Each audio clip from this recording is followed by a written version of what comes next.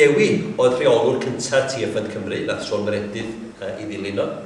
Ac efallai sy'n dechrau Dewi efo edrych yn ôl ar ymwneud I a TFN, a sut mae TFN wedi newid yn y cyfnod yna? Ie. Dwi eisiau cywiro un peth. Ti'n dweud bod bachgen bach o Bala, dwi ddim yn meddwl amdano fi hun. Fel bachgen o Bala, fel bachgen o Dyn y Bont, sydd 4 milltir i'r gogledd o'r Bala. Ac felly, yn y termau y iaith y cylch yma, josgyn ydw I. A dwi'n falch o fod yn josgyn. Ac I mi mae'n syndod mawr bod josgyn o Gwm Celyn wedi landio lle dwi wedi landio yn y diwedd y lle. Yn i'w oedd o'n syndod I mi yn landio yn y coleg I gychwyn, mewn prifysgol. A wedyn, oedd yn syndod I mi I landio yn y pryd yn darlithio mewn astudiaethau crefydd. Ac o'n i'n mwynhau y gwaith yn aruthrol, ac o'n i'n meddwl, dyma lle dwi'n wedi fod am y gweddill am mywyd, o'n i'n hollol hapus yn gwneud y gwaith yna. Ond yn ystod y cyfnod yna fel darlithydd, a gyda llaw, wel, dwi wedi gadael Bala ers bron 20 mlynedd bellach. Ac mae cysylltiadau reit fain, a dwi wedi bod yn Pontypridd dros 10 mlynedd ar 20. So dwi'n hwntw hanner hwntw. Wedi dacen? Beth bynnag am hynny, oedd Magi y wraig wedi dechrau ymwneud efo TFN. Pam anwyd Anna 4 plentyn, oedd Magi ddim eisiau mynd allan o'r cartre, eisiau aros I ofalu am y plant. Ond oedd eisiau gwneud rhywbeth. A mi ddei dechrau gweithio efo tir crafft. Dros 10 mlynedd yn ôl bellach. A hi ar hynny fi mewn I TFN yn gwirionedd. Os mwyaf oedd hi'n neud efo tir crafft a TFN, oedden ni'n gorfod mynd fel teulu wedyn I gynadleddau ac I ddysgu mwy am be oedd yr asiantaeth yma yn ei gynrychioli. Ac wedyn ar nhw benderfynu cyhoeddi dipyn bach o stwff yn Gymraeg Arfon, wedyn gwison nhw os yw'n rwan.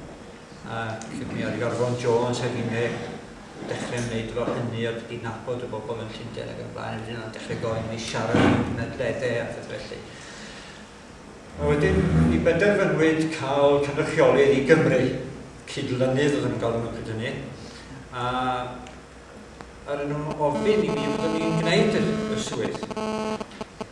Gawson ni greisis amser hynny yn y teulu yn gorfod trafod, oedden ni'n mynd I newid cwrs, yn cofio ni'n eistedd gwmpas y bwrdd a Beca, y ferch yna yn ei harddegau bryd hynny. A'r cwestiwn cyntaf I Beca wrth gwrs, bydd e'n lai o bres. Bydd. Faint, dipyn go lew. O, diolch yn syniad da. Ond, mi fydd yna gar newydd sbon yn dod efo'r swydd. A dwi'n gwybod bod hyn yn mynd I gael dylanwad. Os ddim yn cael mynd ar y car ni yn agos at yr ysgol. Os ydym ni'n gyrru i'r bangars yn mynyddu a eisiau gwario lot o breaks ar geir. So, hynny'n newid y picture yn gyfan gwbl I Rebecca. Ie, o, syniad da me hi. Ond beth bynnag mi ddari fi gychwyn efo TFN. Chi'n bywyd braf eto. Dwi wedi cael mynd ythio mor aruthrol yn y gwaith dwi wedi gwneud trwy mywyd.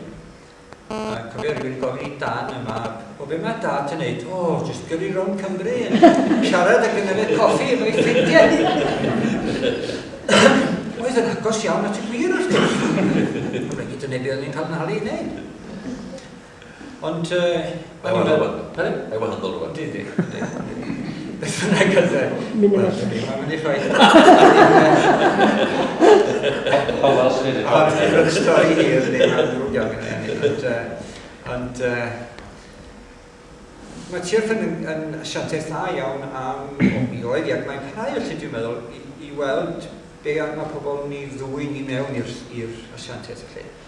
Ac oedd hi'n amlwg, o'n i'n dal I gadw yn cysylltiad diwynyddol ac yn mynd I ambell I gynhadledd diwynyddol ac yn neud hyn beth arall yn diwynyddol. So yn y diwedd ar nhw ofyn I mi o cer I wneud hynny, ddim yn gwybod.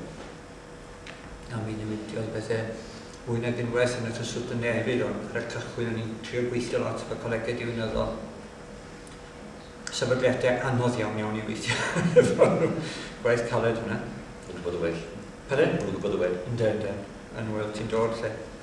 Ac ond yn y diwedd, dwi wedi bod yn gwneud lot mwy o waith yn Tirffund yn gweithio ar bolisi, cyhoeddiadau, gwneud ymchwil, sgwennu, dwi bach ymlaen. Ac rhaid mi gyfadde, dwi wedi bod yn Tirffund bron 2 blynedd yr 20 ac ni mae'n lot o newid trwy'r amser mae'n asiantaethydd y newid yn gyson lle. Ond sy'n ni ddweud bod lle dyn ni rwan y lle dwi fwyaf hapus erioed yn yr asiantaeth, sef efo'r pwyslais yma ar yr eglwys a gweithio i gefnogi ac atgyfnerthu gwaith yr eglwys yn gweithio llawn, yr un llawn. A hefyd yr ysbryd defosiynol iawn sydd yn y swyddfa yn Llundain. Dwi'n gweithio adre, dwi ar ryw feidwyr yn hun adre lot o'r amser. Ond mae'n hyfryd cael mynd i'r swyddfa ac ymdeimlo ar ysbryd gweddigar defosiynol sydd yn yr swyddfa. Does am lot o asiantaethau Cristnogol hyd yn oed lle mae'r staff yn cael caniatâd rhwyr i weddio fel rhan o'i gwaith. Wedyn yn aml iawn yn Tirffund, yn enwedig efo'r tîm sy'n gweithio mewn llefydd anodd ac yn y blaen. Maen nhw jyst yn stopio a mynd off, jyst i weddio yr hyn sy'n mynd ymlaen. A dwi'n meddwl bod dwi'n teimlo'n obeithio, hynny mae'n broblemau. Wrth gwrs, sy'n chi'n cael 2 o bobl yn gweithio fe'i gilydd, mae'n broblemau. Yn Tirffund dros 300 o bobl yn gweithio fe'i gilydd, so chybod, dyn ni'n yn y nefoedd eto, so mae'n broblemau wrth gwrs, ond dwi'n meddwl bod yr ysbryd a'r galon yma dros ddiw a dros ogoniant ddiw a bendithio'r tlawd yn bethau sydd yn hollol glwm wrth ei gilydd felly yn wych yw. A wedyn gyda golwg ar y llyfr, Dewi, mi nath dechrau'r ysbrydoli di i sgwennu'r llyfr, a wedyn mi ti'n modd gyda'r llyfr, sy'n ti'n licio'r llyfr gyflawni? Ie. Wel, yn syml iawn, y rheolwr i oedd yn gyfrifol. Rhyw 2 flynedd, chydig bach mwy, 2 flynedd yn ôl, oedd y rheolwr, dirprwy gyfarwyddwr Tirffund, un o'r enw Graham Fairbairn, sy'n wedi annu Scotland a'i fagu yn Ngogledd Iwerddon. Yn dweithio, dwi'n cofio yn dweud, Dewi, fydd yn syniad da pe bai ti'n medru sgwennu rhywbeth reit sylweddol ar gyfer dathlu 20 penblwydd, neu penblwydd Tirffund yn 20 oed. Ac fe lansiwyd Tirffund mewn cynadledd i'r wasg ar yr 10 o Dachwedd 1968, sef 20 mlynedd yn ôl, bron yn union. Ac o Graham nes i ddweud, fydde'n beth da, dwi'n sgwennu rhywbeth sylweddol. Ni'n dweud bod Graham yn siŵr os dwi'n alluog i sgwennu rhywbeth sylweddol, a na'n trio sgwennu rhywbeth. A dyna lle oedd y sbardyn, wedyn oedd o ar ôl i yn gofyn sy'n beth yn mynd, wyt ti'n gwneud hyn, wyt ti'n gwneud y llall ac yn y blaen. Ac ni'n dweud, wel, dwi'n meddwl am y peth yn troi yn y pen ac yn y blaen.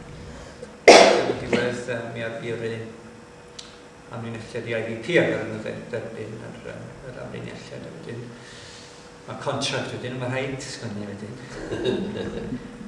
Ac contract am 100,000 o eiriau. A ni'n dweud wrth Dafydd cynt, o'n i wedi gorffen pob peth. O'n i'n gwybod bod o'n agos iawn at 100,000 o eiriau. A oedd yr llawysgrif, da ni dal iawn o'r llawysgrif bod o'n mynd yn ddigidol bellach yn barod i fynd. Dim ond eisiau pwyso'r knob ac oedd o'n mynd i'r golygydd yn IPP. Yn ôl, ti'n be faint o eiriau diolch sy'n mynd, deud y word count, ac oedd o 100,000 union. Gael gweld i'r bres. Dim mwy, dim llai. Ti'n deud rhywbeth am yn personoliaeth i dweud. Dim gwastad. Dim gormod lle. Ond Dwi'n gwybod, mae llyfr fel plentyn, dydy, unwaith mae fel plentyn wedi tyfu fyny, unwaith mae wedi cyhoeddi, mae allan o'ch bil chi. Mae pobl yn mynd i gwneud beth maen nhw eisiau i ryw raddau ohono fo. Reit anodd i'w dderbyn weithiau. Dwi'n gobeithio bydd o'n perswadio pobl, yn arbennig perswadio pobl sydd yn arwain yn yr eglwysi, sydd yn dysgu mewn colegau, rownd y lle, i weld bod yn bod ni fel Cristnogion ac fel eglwysi wedi cael yn bendithio a o math o allu, grym, pwer gan Dduw. Ac bod y dylen ni ddefnyddio hyn mwyn y tlawd ac mwyn cyfiawnder yn y byd. Dyna ydy'r calon y llyfr o'n beirianedd. Wy jyst yn gobeithio bydd pobl yn pigo'r peth i fyny ac bydd yn cyffwrdd â calonau pobl. Mae llyfren medru cyffwrdd â calonau pobl. Efo Gododd y Pŵr mae nifer o bobl wedi dod atai. Niw mae brofiad rhyfedd. Rwy'n dod atai o rhywbryd o'n i'n neud rhyw gyfarfod a rwy'n yn dod, chi ar ysgwennu hwnnw, o, di'n newid y mywyd i. A chi'n meddwl, be dwi wedi wneud? Ond mae hwnna'n fraint ac yn rhywbeth mae rhywun yn gobeithio amdano fo felly. Dwi'n gobeithio bod fi ddim yn rhagritho felly. Dyna'r beth sy'n challenge fwy wrth wneud y beth yna. Bod hwn y reality yn mywyd i hyn felly, ffordd dwi'n byw. Ffordd dwi'n defnyddio nes yn yr un i a cysylltiadau i ac yn y blaen. A dwi'n reitiedig fel rhywun sydd â addysg a sy'n medru siarad o bobl sydd yn mewn grym yn y byd ac yn y blaen. Ti wedi byw efo tensiwn, mae'n siŵr Dewi, yn y byd y bengaledd yn byd efo yn gymdeithasol yr efengil, y tlawd, Yeah. A mae yna rhyw ofid yn parhau, mae cael pendel droi, rhy bell i ffordd neu'r llall. Sut ydych ti'n mynegu dy fan bellach yn mynd ar safbwynt gywir a'r cydbwysedd y groes a'r ochr o dysturi Duw? Wel, mewn ryw ystyr, mae'r llyfr yn trio delio y diwynyddol feiblaidd hefo y cwestiwn i chi. Ond heb sôn am y cwestiwn, dwi'n meddwl bod eisiau ni fynd i hwnt i naill neu llall busnes yma wan. Jyst edrych ar be mae'r Beibl yn ei ddeud. A trio gweld... Niw, beth dwi'n dweud yn y pen draw ydy... Mae Duw wedi rhoi galluoedd aruthrol i ni fel dynoliaeth. I wneud bob math o bethau. A dyn ni'n gwneud llanast mwyaf erchyll yn gwrthryfela yn erbyn Duw. Niw, yn ddian iawn, mae'r byd yn llawn trais am y Duw yn dod ar diliw i rest o'r peth. Ac hyd yn oed ar ôl y diliw ac ar ôl i Dduw wneud i gyfamod ar greadigaeth ac ar dynoliaeth, tra bydd byd yn bod bellach. Mae'r byd yn llawn trais o hyn. Ond trwy i ddatguddiad, trwy yr hen gyfamod a'r cyfamod newydd, mae Duw wedi, os byddwch chi ymwneud emyn, trefnu ffordd yn gyngor trieni i achub gwael golledig ei oeddydd. Ac i roi bywyd newydd i ni trwy yr arglwyddes i Grist a thrwy nerth yr ysbryd glân. Fel bod ni'n medru byw y bywyd cyfiawn yma.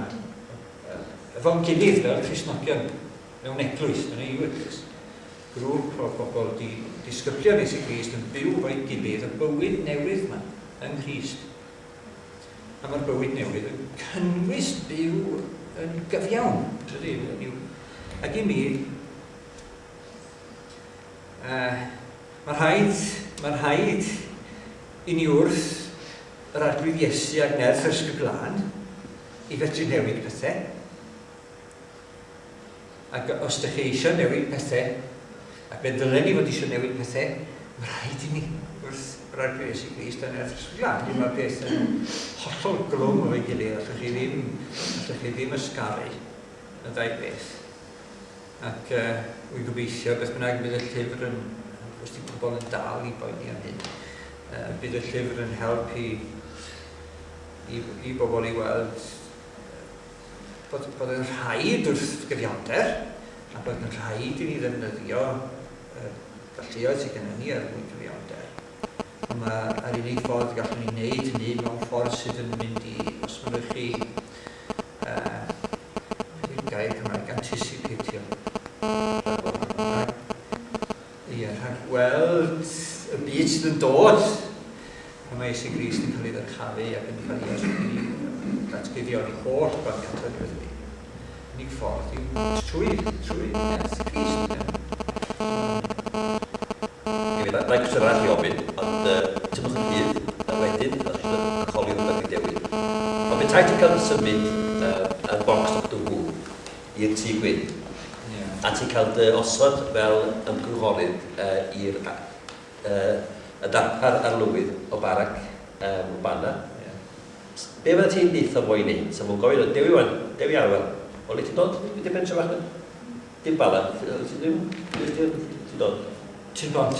Dewi Arwel ten y bont, so fo'n deud yn Gymraeg. Beth ddylwn ni'n wneud fo'n Dewi? Beth ddylwn polisi am i fo? Wel,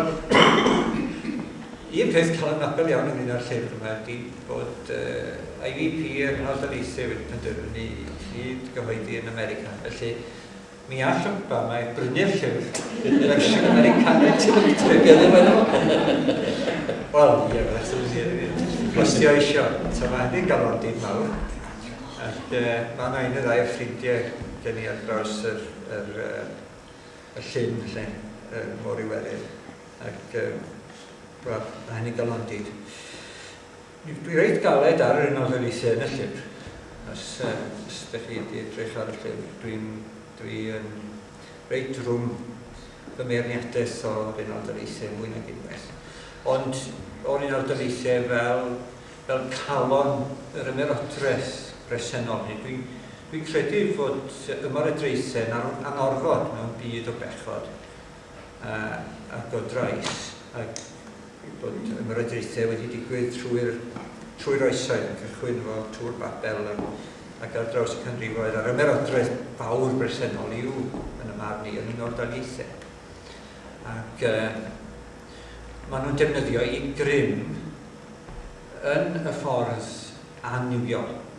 So, yn hys yn peth, yn feiglaeth, mae'r ffordd mae ymerodraeth yn unol daleithiau yn defnyddio i grym yn aniwiol.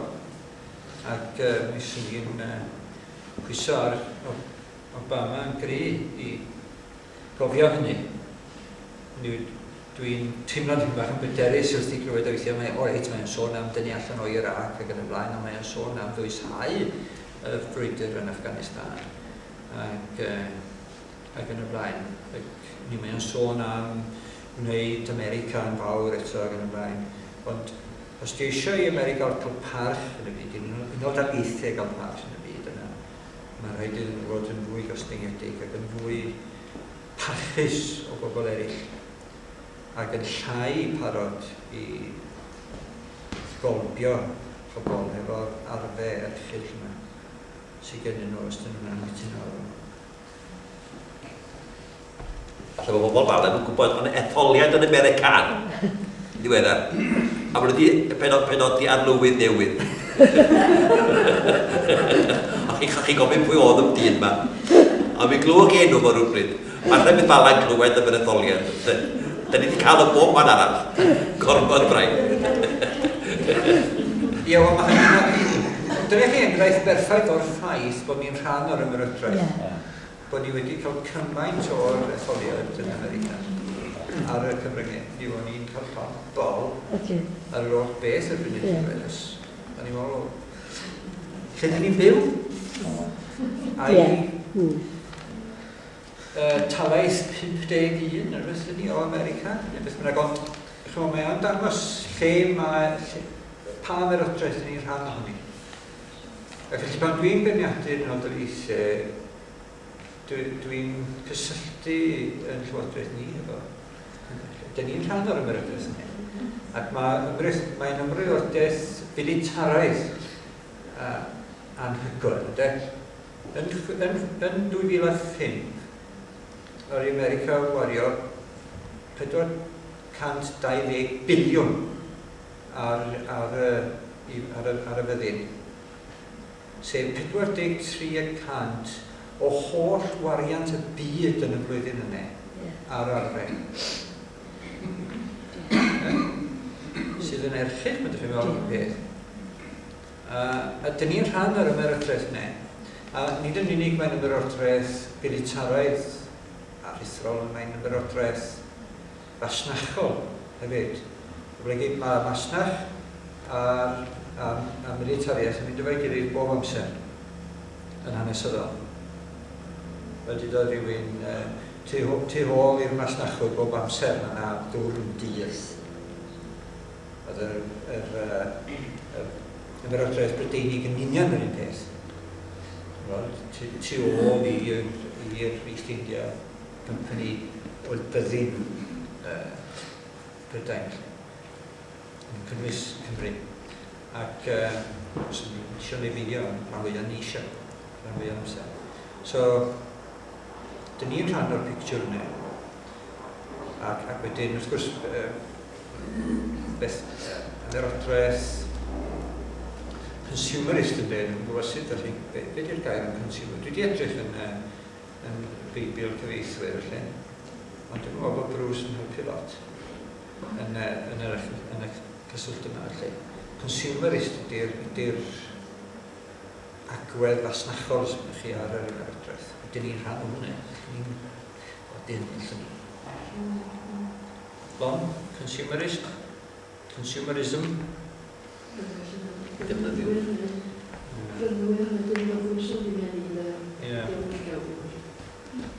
Mae eisiau gair, neu chi challenge? O'n i yn America pan gafodd Tony Blair i ethol, ac o'n i'n am 3 mis, a'r unig sylw y wasg oedd today Tony Blair was elected Prime Minister of the United Kingdom. Ymo. Ond na ddim byd cyn ac ar ôl. I feddwl am beth da ni wedi cael am blwyddyn yn ddwy. Mae yma anghysbwys yn ni. Ond da ni'n meddwl yn ola o cwestiwn ni, lle mynd i'r aill o'r llawn, Dewi, ynglyn â Cymru heddiw. Wyt ti'n obeithiol am gyflwr eglwys yn Cymru?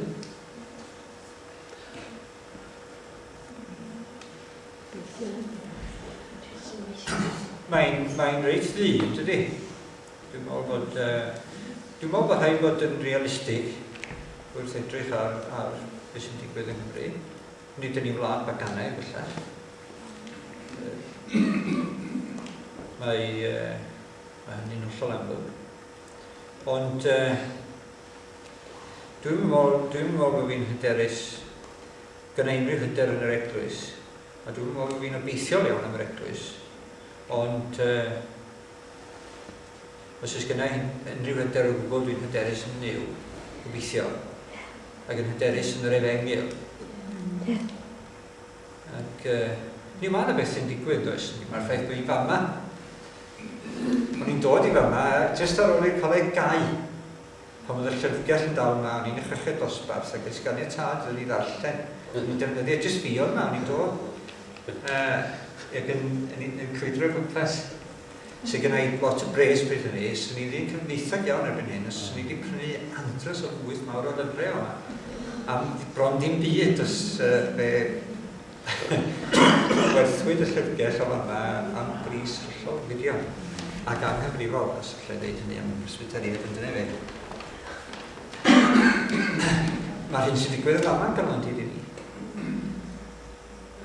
Arithro yn ni, lle gweld beth sy'n dymlaen. Bod bywyd newydd felly. Am rhai o'r bobl iau dwi'n ei gyfarfod, achos Cymru Cymraeg sydd yn ar dan dros yr efengil, ar dan dros Iesu Grist o'r economi ni. Ond mae'n andros o lot o ffordd i fynd, ond mae'n sialens aruthrol yn ymwynebau ni. Ac dyn ni'n wrach bod yr hyn sy'n mynd i ddigwydd i ni dros y 2 flynedd nesaf yn gyfle, felly. O'r gyd mae dirwasgiad mewn byd hysgwyd ni, yn economeg, mewn byd anseifion, yn ffydd ni, mewn pethau, mewn arian, mewn cyfoeth, gyda blaen. Mae yna gyfle aruthrol gyda chi ni yn y 2 flynedd nesaf i atgoffa bobl bod na nid arfara yn unig, y bydd dim byw.